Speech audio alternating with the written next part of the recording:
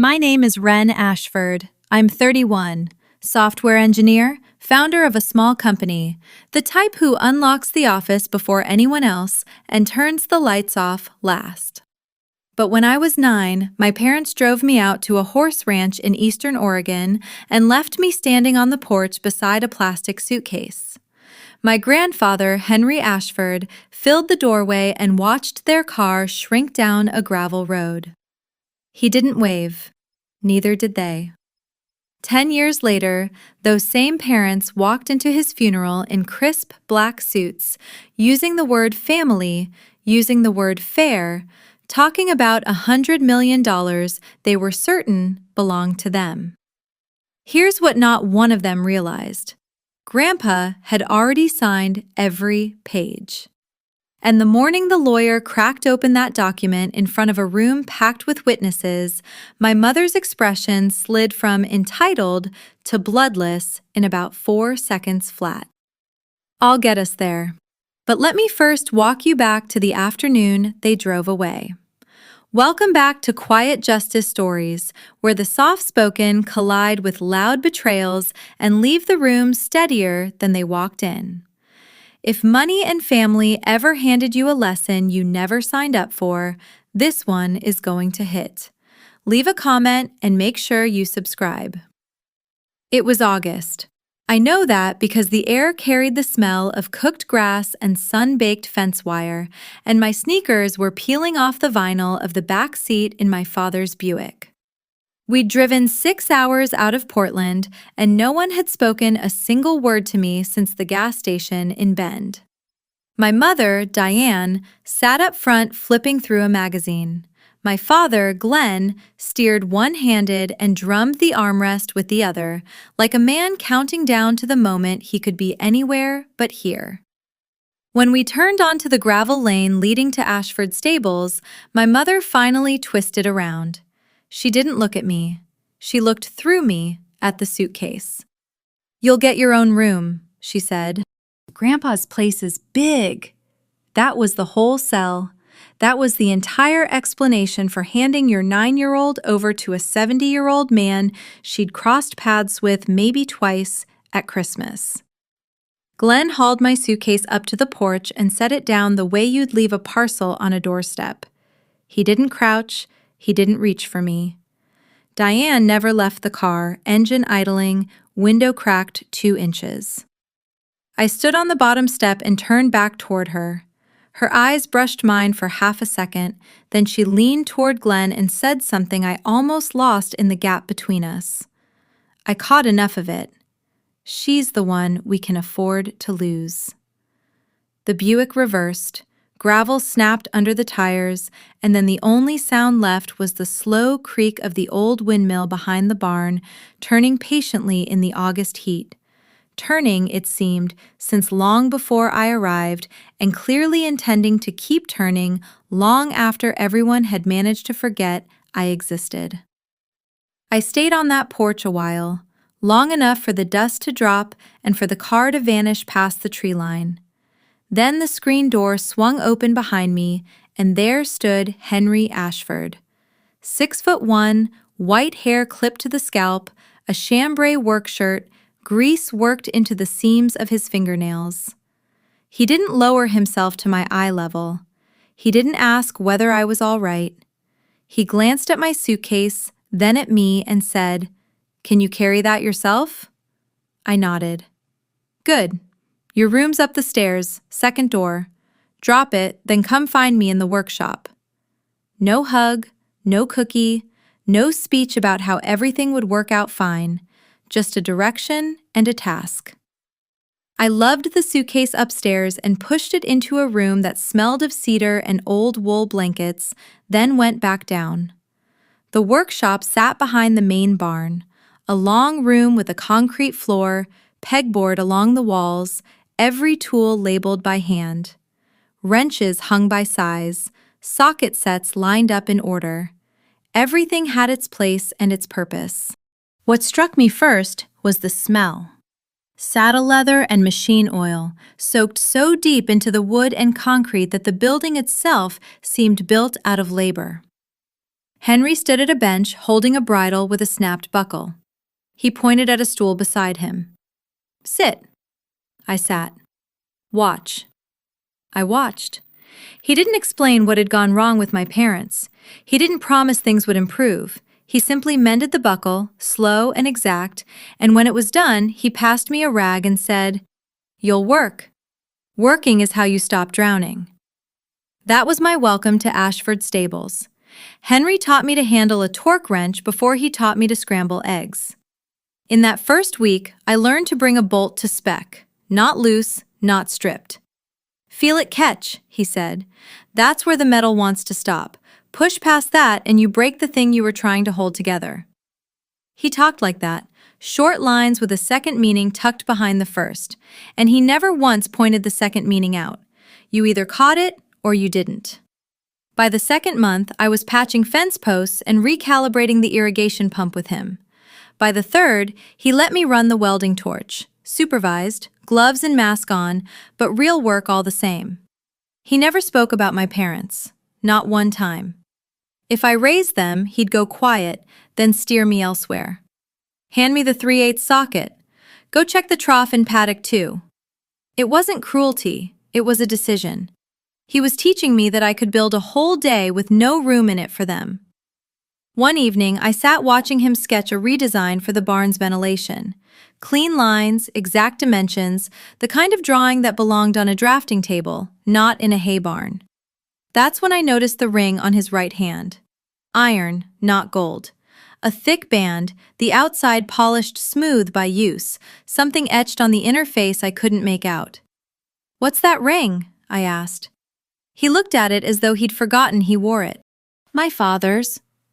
"What's it for?"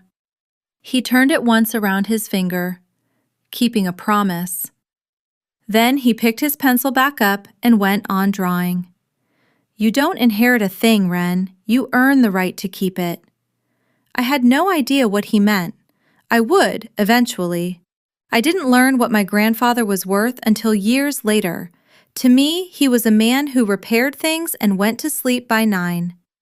But Henry Ashford had spent 32 years as a mechanical engineer before he retired to the ranch. He held patents, 14 of them, on irrigation valve systems used by farming operations across the western states. The royalties alone were serious money. He never breathed a word about it. He drove a 20-year-old Ford, he bought his clothes at the feed store in town. The ranch itself spread across 1,100 acres of high desert grazing land, with water rights tracing back to the original homestead deed from 1923.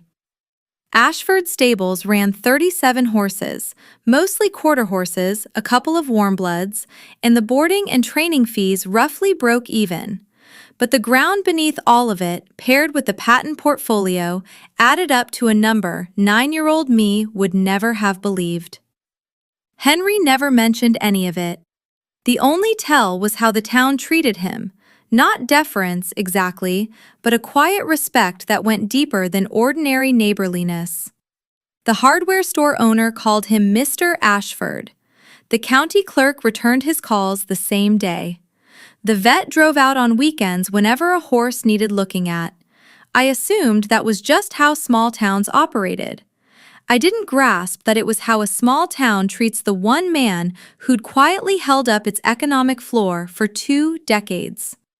The man who ate canned soup 3 nights a week was sitting on $100 million in land and intellectual property, and the people who dropped me at his door had always known it.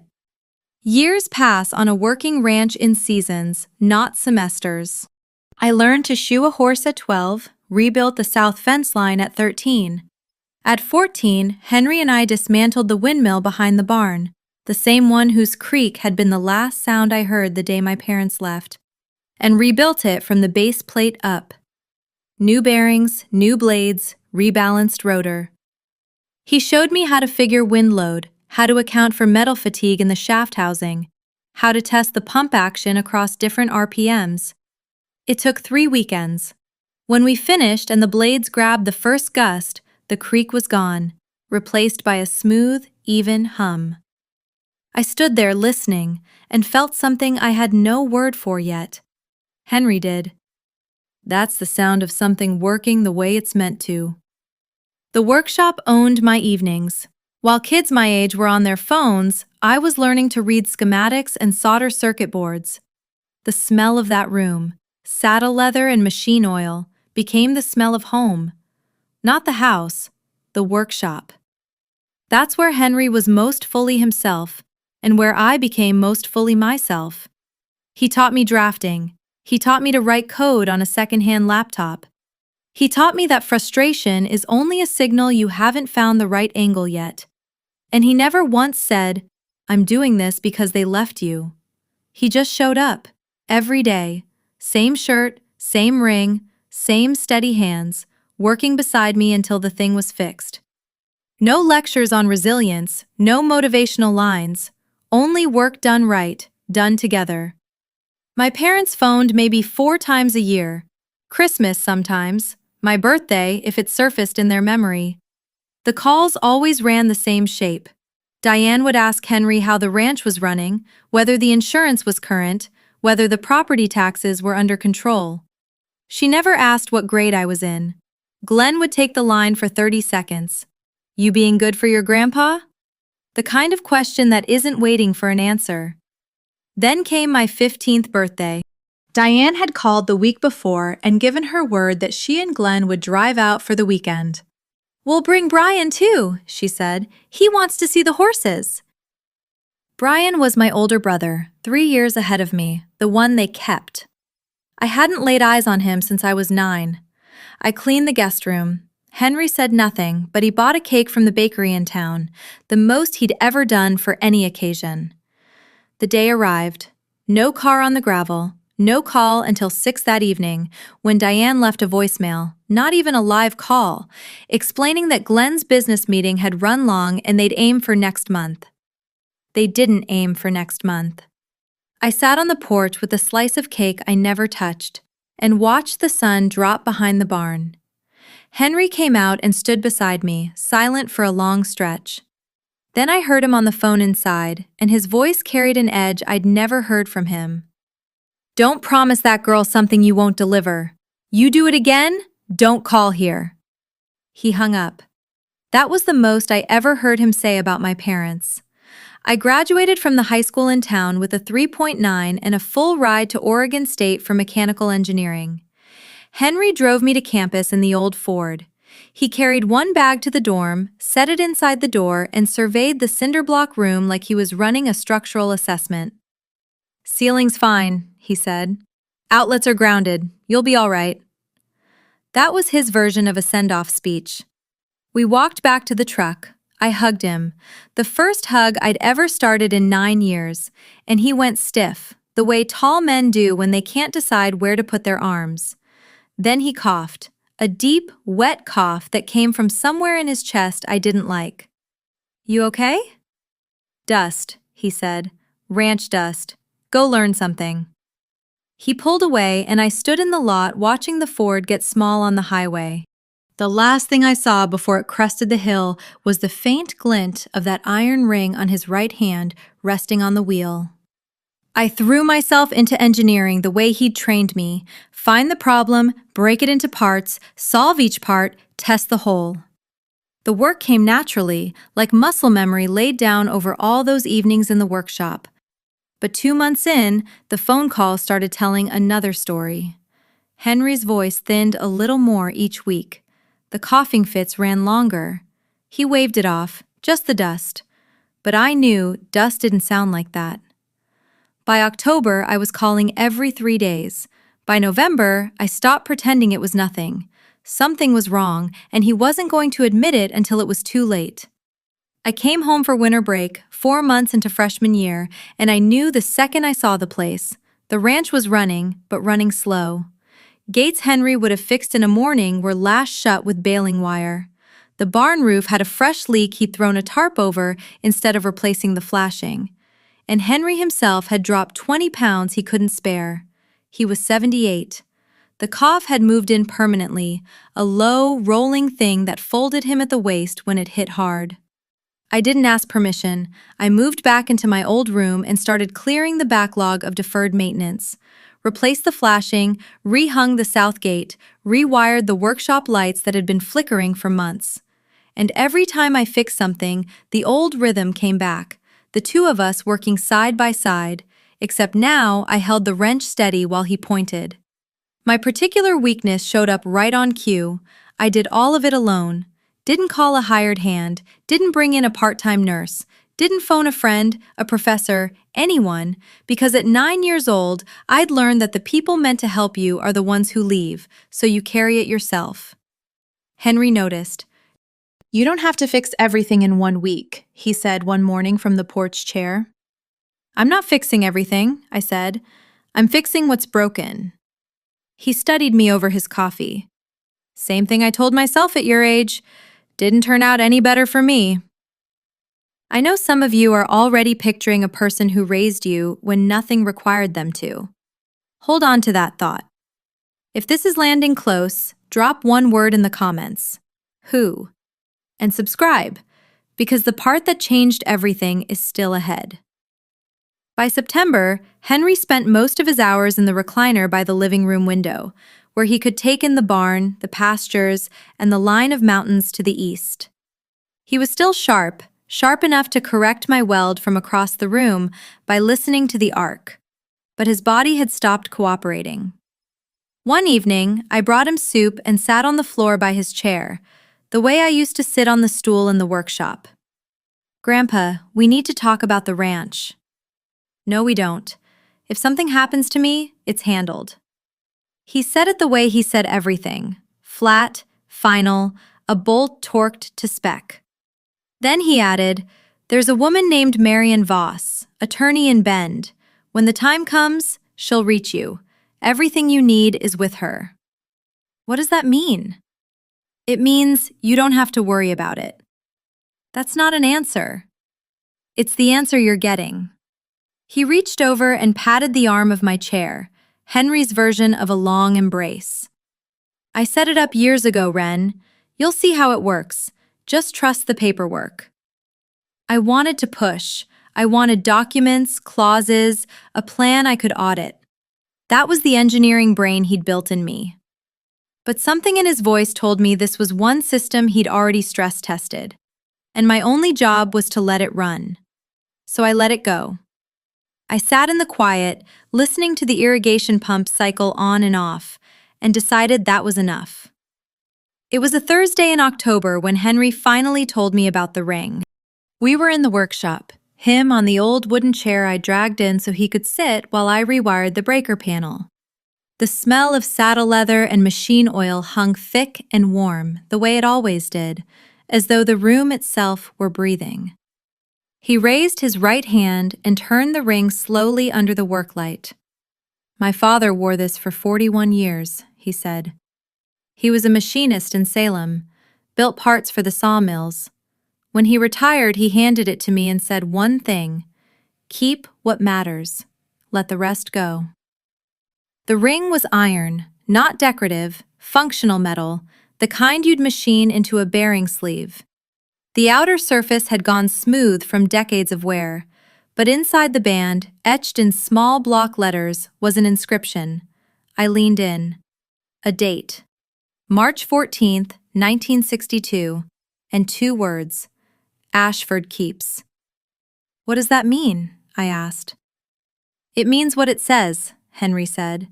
"The Ashfords keep their word. They keep what they build, and they keep the people who show up."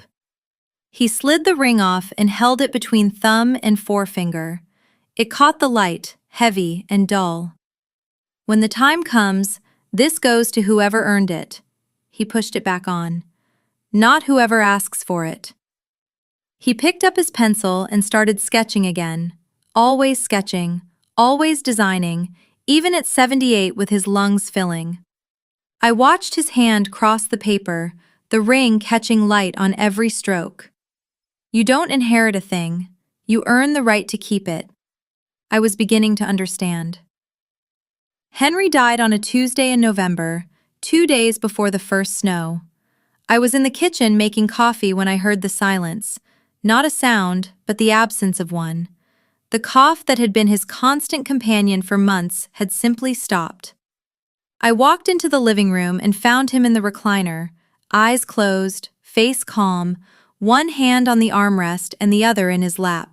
The window was open an inch, and through it came the creak of the windmill. Slow, steady, the same creak I'd heard the day I arrived at 9.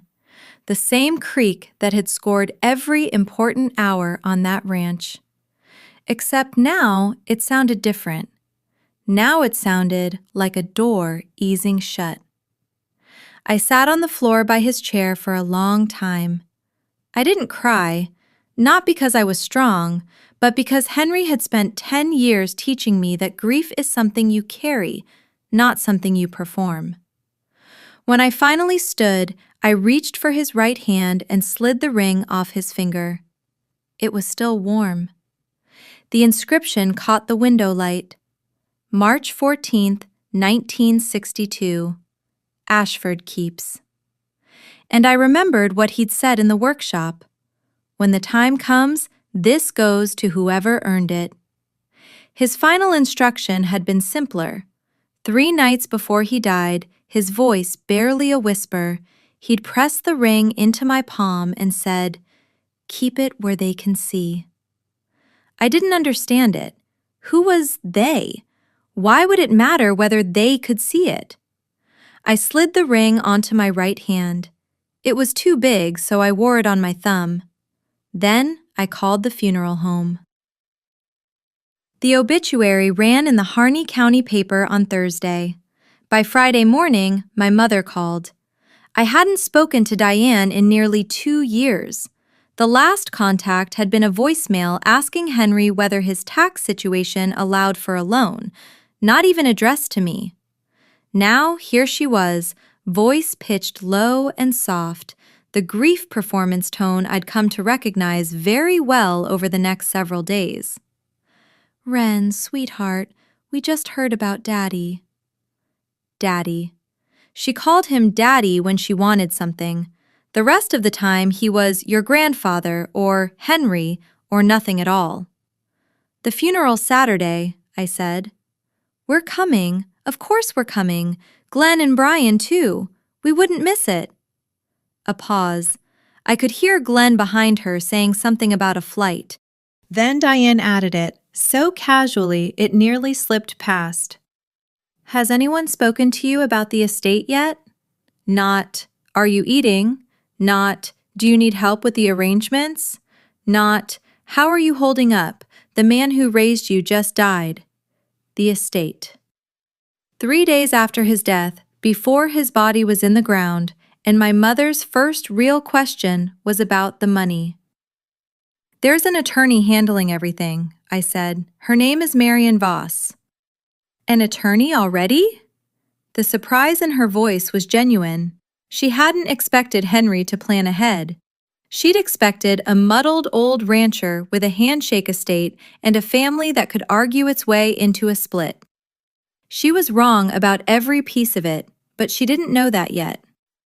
"We'll be there Saturday," she said. "We should sit down together, as a family." Family. That word from her mouth after 20 years of absence. It tasted like rust. Marion Voss drove out to the ranch Friday morning. Mid-50s, gray-streaked hair pulled back, a barn jacket over a blouse, like a woman who dressed for both a law office and a ranch visit. She carried a leather portfolio and a sealed envelope. We sat at the kitchen table. "Henry retained me 8 years ago," she said. "He was methodical about this. Everything's in order." She opened the portfolio and walked me through the basic shape, a trust, the specifics of which would be read formally after the funeral in front of all relevant parties. She couldn't share particulars yet. Then she laid the envelope on the table. "He asked me to give you this before the reading. He was very specific about the timing." Plain white, sealed with tape, my name on the front in Henry's blocky engineer's hand. I opened it. Inside, a single sheet torn from one of the yellow legal pads he used for sketching. 3 sentences. Stay calm. Let them talk. The paperwork already speaks. That was all. No outline of the trust, no list of assets, no instructions on how to handle my parents. Just Henry, distilled into 3 lines, telling me the same thing he'd been telling me since I was 9. The work is already done. Your job is to stand there and let it hold. I folded the letter into my jacket pocket next to the ring. Marion watched me with steady eyes. He knew they'd come, she said quietly. He planned for it. I nodded. Of course he did. Henry Ashford built things that held up under pressure. He always had. They arrived Saturday at 10. Diane, Glenn, and Brian, in a rented black SUV that looked like it cost more per day than Glenn used to clear in a week. I watched from the kitchen window as they came up the drive. Diane stepped out first, sunglasses on, black dress, heels entirely wrong for a ranch.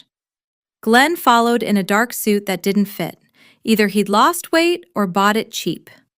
Then Brian, my brother, 22 now, tall, sandy-haired, in a pea coat, wearing the look of someone who'd been told this trip would be quick and profitable.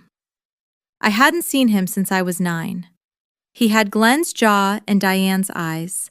He looked like a stranger. They didn't come to the door first. They walked the property. Diane pointed at the barn, the pastures, the equipment shed. Glenn had his phone out, tapping, taking notes or doing math, or both. Brian leaned on the paddock fence and looked at the horses the way you look at a used car you might buy. They circled the perimeter like buyers at an open house. 20 minutes of appraising my grandfather's life before they knocked on his front door. When I opened it, Diane pulled me into a hug. I didn't return it. Oh, sweetheart, look at you. Over her shoulder, I heard Glenn's phone buzz. He silenced it, but not before I caught the caller, ID. Pacific Collections. A debt collector. Glenn Mercer hadn't driven to Oregon to grieve. He'd come because he was going under, and my grandfather's estate looked like a life raft. They all had. They just called it different things. They didn't wait long. That evening, after the neighbor's casserole was half eaten and the small talk had run out, Diane sat across from me at the kitchen table and folded her hands. The boardroom pose.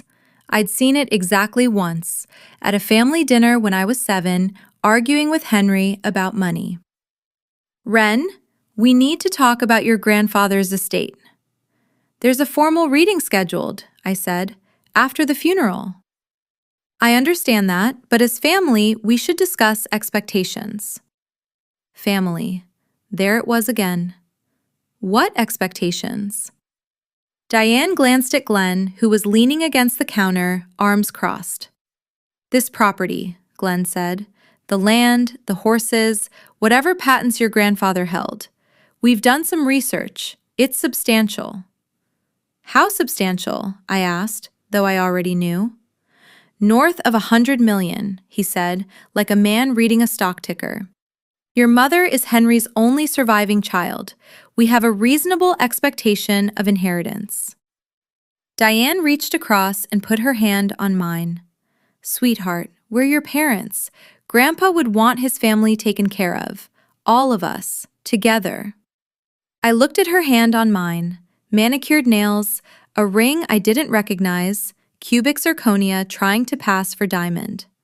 This was the hand that hadn't waved from the Buick. You didn't share me, I said. My voice was level. I wasn't angry. That might come later, if it came at all.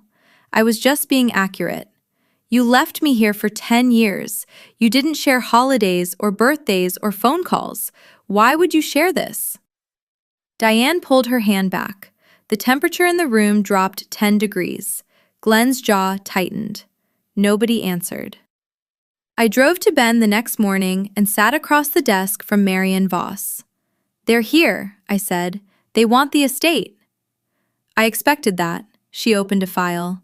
I can't discuss the terms of the trust before the formal reading. Henry was clear. Everyone hears it at the same moment. Can you tell me if it's solid? She looked at me over her glasses. Your grandfather spent 8 years and real money building this structure. He consulted 3 independent attorneys. He had his competency formally evaluated twice, once when the trust was created and again 18 months before he died. Both evaluations are documented and witnessed. A pause. Wren, your grandfather was an engineer. He didn't build things that fall apart. They'll challenge it, I said. They'll claim he was confused or that I influenced him. They can claim whatever they like. Claiming it and proving it in court are 2 very different things. She closed the file. My advice? Say nothing. Let the document do it. The same words from the letter. The paperwork already speaks. I wanted more. The numbers, the clauses, the architecture of whatever Henry had built. But Marion held the line, and I respected it. This was his system. He'd designed it, tested it, and placed it in the hands of a professional he trusted. My job was to let it run. I drove back with the windows down, the ring heavy on my thumb, the cab full of juniper and sage. I didn't know what was in that trust, but I knew the man who built it, and that was enough to sleep on. Brian found me in the workshop that afternoon. I was reorganizing Henry's tools, not because they needed it, but because the smell of saddle leather and machine oil settled me, and I needed settling. He stood in the doorway, hands in his pockets, taking in the pegboard walls and the workbench like a man visiting a museum. So this is where he spent all his time, Brian said. This is where we spent all our time, I corrected. He was quiet a moment, then, They told me you were the difficult one. I didn't look up from the wrench I was sorting. Did they? Yeah. Mom said you had behavioral issues, that Grandpa offered to take you because you needed structure. He paused. But this place doesn't look like a punishment. I set down a socket and turned to face him. Up close, Brian looked tired. Not road tired, life tired. The kind you get from growing up in a house where the money was always almost gone and the story always changing. For 1 second, I saw something in his face that looked like doubt. As though the version of me he'd been fed for 13 years didn't square with the woman standing in a workshop full of precision tools. It was the closest to an honest moment we'd ever have. Then it passed. Look, he said, straightening. I just want the reading to be fair. Mom and Dad have been through a lot. Dad's business went under. They lost the house in Portland. They need this. They need this, I repeated. Yeah, they need it. He walked out, and the doubt I'd seen was gone, replaced by the arithmetic of desperation. The funeral was held at the community church in town, a white clapboard building with a steeple Henry had helped re-roof 12 years earlier. The pews were full, ranch hands in clean jeans and pressed shirts, the hardware store owner, the vet who'd made weekend house calls, the county clerk, the woman from the feed store. Half the town had come because Henry Ashford had been the kind of man who showed up for other people, and other people remembered. Diane and Glenn sat front row, arranged like directors at a board meeting. Diane wore black silk and a rehearsed sorrow, lower lip trembling just enough to register, tissue balled in one hand, the other on Glenn's arm. Glenn stared straight ahead with the look of a man running numbers in his head. Brian sat at the end, arms folded, checking his phone under his thigh. I sat across the aisle with Marion Voss and 2 of Henry's oldest hands, Dale and Pete, both in their 60s, both men who'd worked the place for more than a decade. The pastor spoke about Henry's generosity, his quiet faith, his devotion to the land. Then he opened the floor. Diane rose. She walked to the front, tissue in hand, and delivered a 3-minute eulogy for a father she hadn't visited in 15 years. his gentle wisdom, family bonds that distance couldn't sever, how much she'd sacrificed being apart from him. In the back row, the ranch hands traded a look I caught from the corner of my eye. Dale leaned to Pete and murmured something. I didn't need to hear it. Everyone in that church knew exactly who had been here and who had not. Afterward, people gathered in the fellowship hall for coffee and sandwiches. I was by the window when I saw Diane working the room, moving group to group, touching arms, dropping her voice, leaning in close. I couldn't hear the words, but I could read the choreography. She was planting something. I found out what 20 minutes later when Mrs. Harmon, the postmaster's wife, came over wearing a careful expression. Wren, honey, your mother mentioned that Henry's mind wasn't quite right toward the end. She said you were managing all his finances. I wasn't managing his finances, I said. He had an attorney for that. Oh, she made it sound like… Mrs. Harmon trailed off, embarrassed. I understood then what Diane was doing, building a narrative, not for the courtroom, not yet, but for the court of public opinion. A confused old man, vulnerable, isolated on a ranch with a granddaughter who handled everything. The phrase she wanted people to land on without ever saying it aloud, undue influence. The irony was thick enough to choke on. The woman who had abandoned her father for 2 decades was now performing the worried daughter, anxious about his cognitive decline. The woman who had never once asked about his medications, his appointments, his ordinary days, was suddenly an authority on his mental state. And the people she was telling? The people who had actually been here, who'd watched Henry sharpen his own tools and balance his own books and argue water rights policy at town council until 6 months before he died, they weren't buying a word of it. But Diane didn't know that yet. Right about here is where most people would start screaming. I didn't. My grandfather taught me that the quiet ones win on paper. If you've ever wished you'd held your nerve and let the truth land on its own, you'll want to see what the lawyer pulled out next. Comment if you're Team Wren, and subscribe so the ending finds you. Glenn cornered me in the church parking lot. He'd loosened his tie and wore the face of a man who'd rehearsed a speech. "We've retained counsel," he said, "just to make sure the process is transparent." What process? The estate distribution, the reading of whatever document your grandfather left. Whatever document, as if it were a note scribbled on a napkin and not a decade of deliberate legal engineering.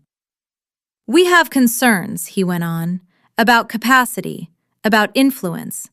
Henry was elderly and isolated, and you were his sole caretaker the last year. Any attorney would flag that."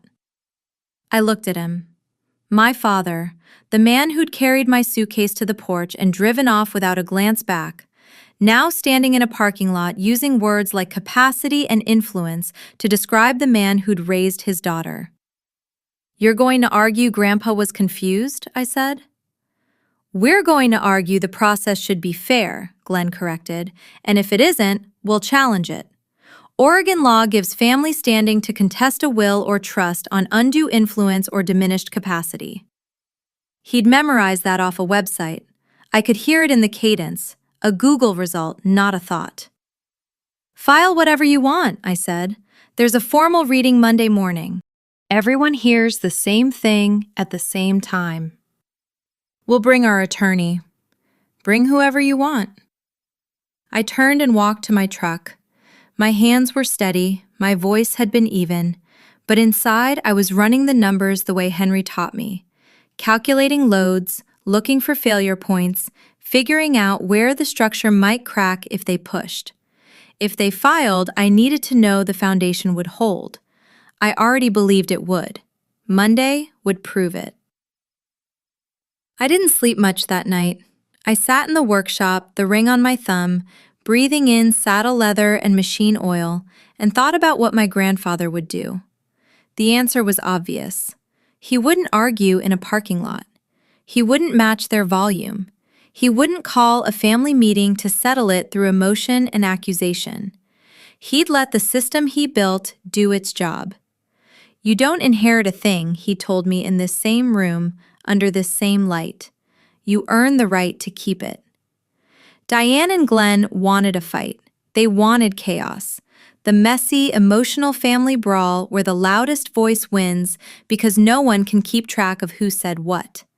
That was their arena. Documents weren't. So I made my decision. I wouldn't confront them again before the reading. I wouldn't explain, defend, or negotiate. I would show up Monday, sit in a chair, and let Marion Voss read every word Henry had committed to paper, in front of every person in the room.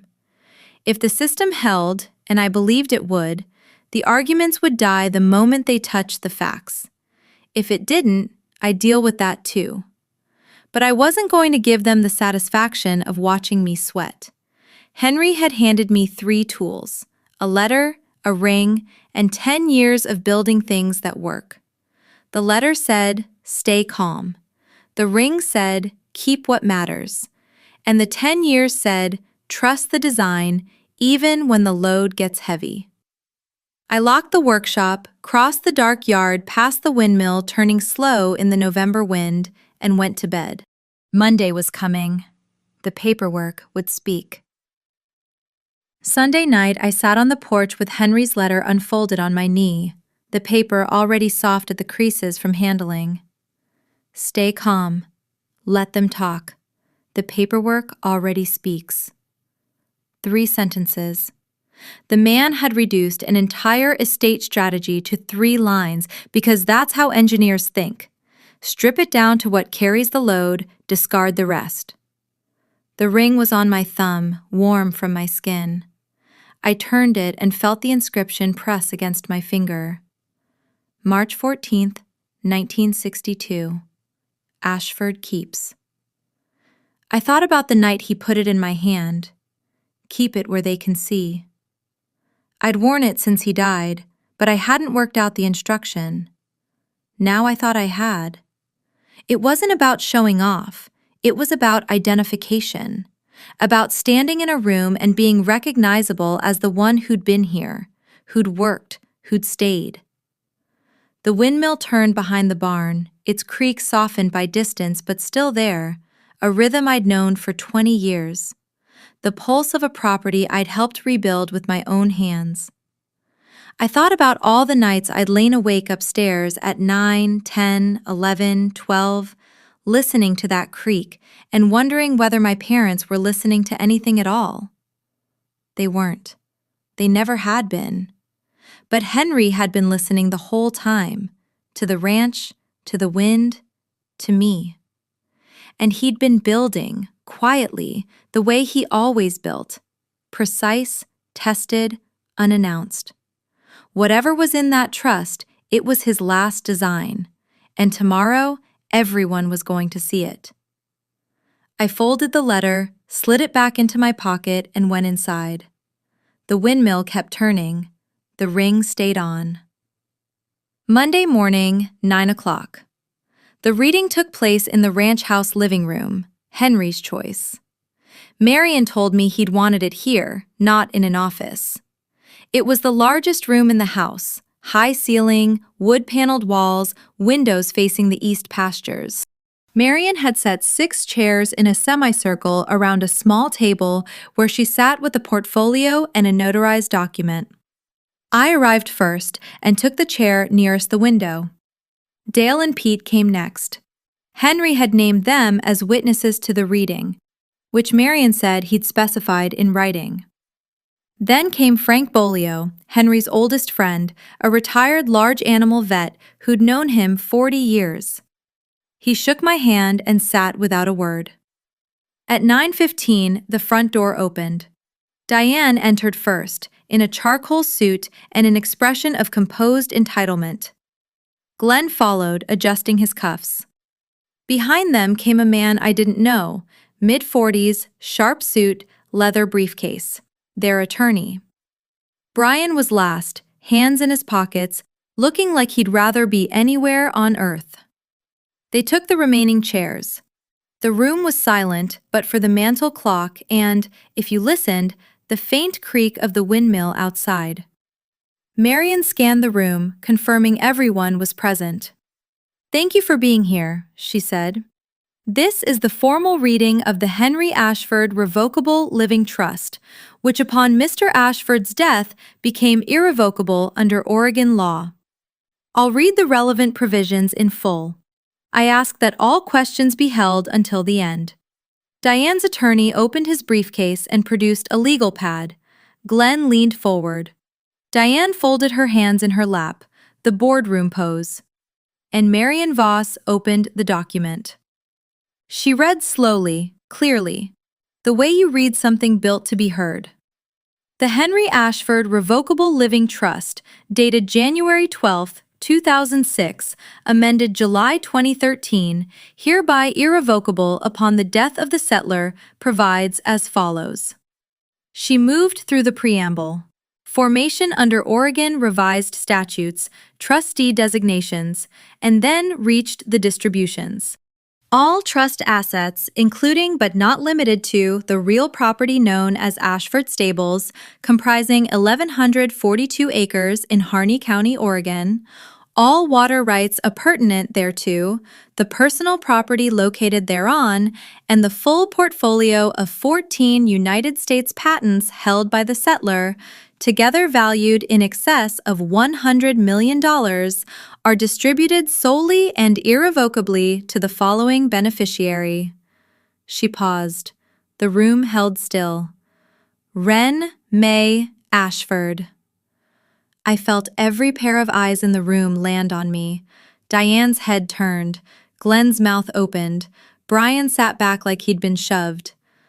The settler further directs, Marion continued, that the following individuals are intentionally excluded from any distribution under this trust, and that this exclusion is not an oversight but a deliberate decision made with full knowledge and sound judgment.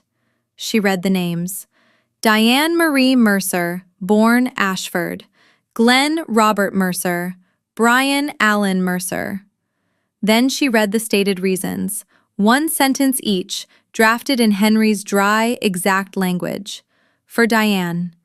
My daughter Diane abandoned her minor child in my care in August and made no meaningful effort to parent, visit, or support that child in the years following.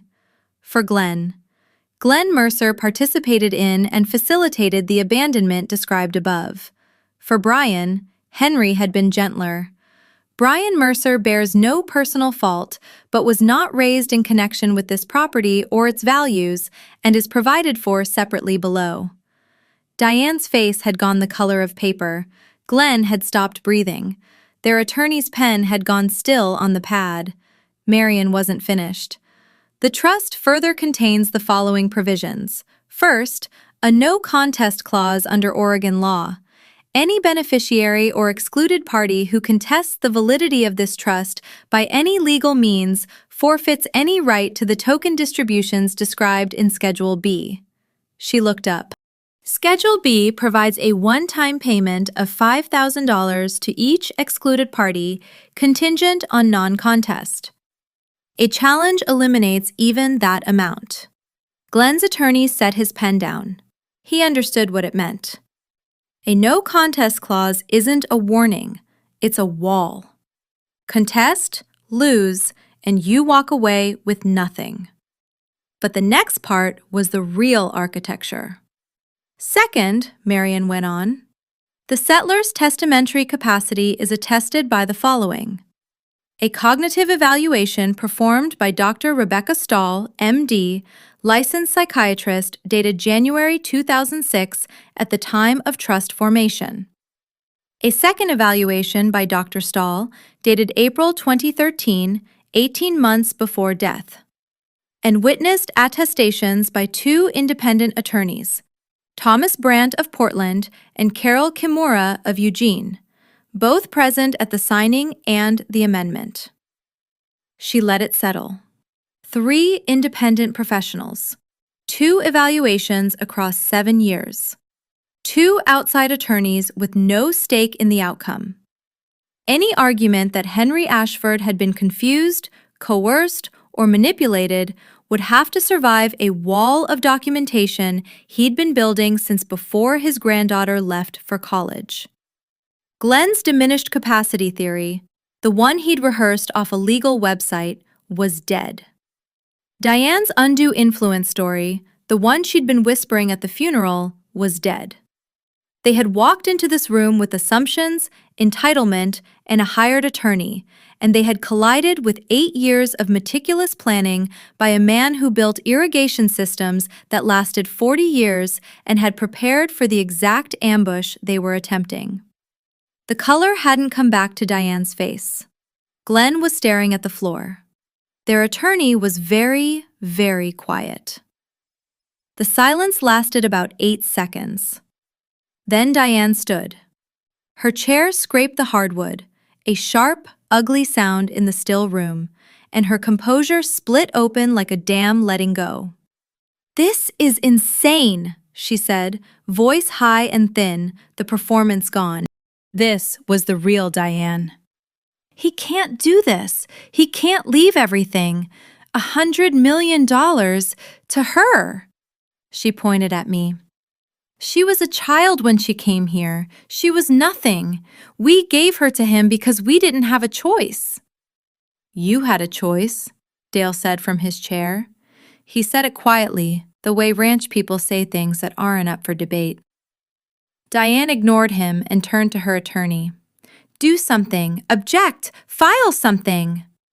He looked at her with the expression of a man who'd just realized his retainer wasn't going to cover this. "Mrs. Mercer, the documentation is extensive. A contest on capacity grounds would be extremely difficult to sustain, given the evaluations and the witness attestations." "Then find something else!" She was shaking now. Glenn reached for her arm. She pulled away. Brian was staring at the table. And then it came. The sentence that had been living in Diane's chest for 10 years. The truth she'd papered over with silence and distance and the occasional call about money. She turned to me, eyes wet, jaw tight, and said it in front of every person in that room. "You were the one we could afford to lose." The room went still. Not quiet, still. Dale closed his eyes. Pete looked at the floor. Frank Bolio shook his head slowly. Marion didn't move. And I sat in my chair by the window, the ring on my thumb, and felt the weight of a sentence I'd first heard through a car window at 9, now spoken again 10 years later in front of witnesses who would never forget it. I didn't stand. I didn't raise my voice. I sat in the chair Henry had placed by the window of the house he'd built with his own hands, looked at my mother, and kept my answer short. He already said no, in writing. The room exhaled. Marion gave a small, professional nod and continued. "There is one additional personal provision I'm directed to read." She turned to a page near the end. "To my granddaughter, Wren, to whom I gave my father's ring on the night of November 11th. This ring, bearing the inscription Ashford Keeps and the date March 14th, 1962, is both a personal inheritance and a confirmation of intent.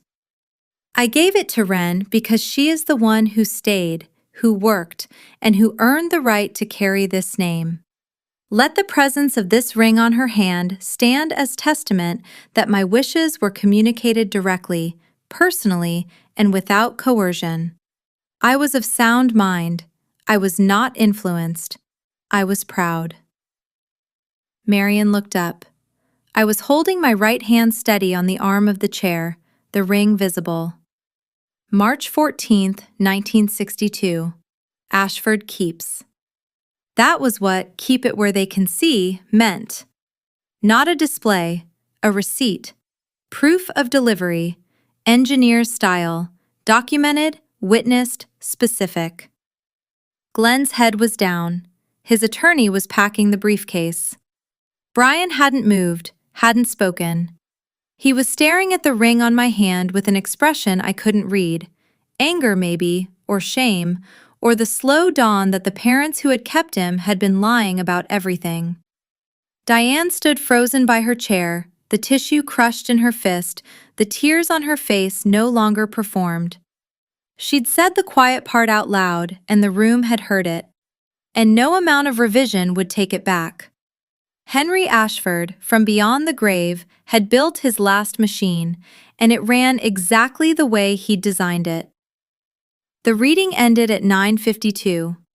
Marian closed the portfolio, thanked the witnesses, and offered to answer individual questions by appointment. The formal part was over in under an hour. Glenn's attorney was first out the door. He shook Glenn's hand, said something about reviewing options, and walked to his car at a pace that told you he already knew there were no options worth reviewing. A contest would trip the no contest clause and vaporize even the $5,000 token. A capacity challenge would slam into 2 psychiatric evaluations and 2 independent attorney attestations. An undue influence claim would require proving that I, a college student who'd been living 3 hours away, had somehow controlled a man whose own doctor had certified his cognitive function 18 months before he died.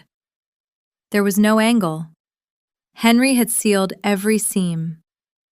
Glenn followed the attorney out without looking at me. Diane lingered. She stood in the center of the living room, gripping her purse, her eyes moving over the walls, the windows, the mantel where Henry's engineering awards still sat in their frames. She was looking at the house the way she'd looked at the property on Saturday, like a buyer who'd just been told the sale was off. "This isn't over," she said, to no one in particular. But it was. She knew it. I knew it. Everyone in that room knew it. Diane walked out. Brian was last.